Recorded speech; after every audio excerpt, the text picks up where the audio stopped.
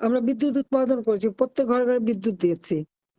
দারিদ্র্যের হার যা ৪১.৫১% ছিল, আমরা ১৮.৭% নামিয়ে এনেছিলাম।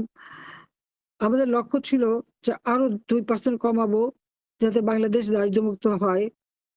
আর তাছাড়া বয়স্ক ভাতা, বিধবা ভাতা, প্রতিবন্ধী ভাতা, মুক্তিযোদ্ধাদের ভাতা, বিভিন্ন ভাতা এবং আমাদের দুস্থ নারী অথবা মাতৃত্বকালীন ভাতা, মাতৃদুগ্ধ ভাতা এবং ক্লিনিকের মাধ্যমে ৩০ প্রকারের ঔষধ বিনামূল্যে দেওয়া, জন্য ব্যবস্থা নেওয়া, এই ধরনের সমস্ত কাজ আমরা করেছি। ডিজিটাল বাংলাদেশ করেছি। আমার তরুণ সমাজ আধুনিক বিজ্ঞান প্রযুক্তি শিক্ষা যাতে পায় সে ব্যবস্থা করেছি। সব দিক থেকে তো আমরা কাজ করেছি। মাতৃমৃত্যু হার আমরা কমিয়েছি, শিশু মৃত্যু হার কমেছে। কোন দিক থেকে কম ছিল?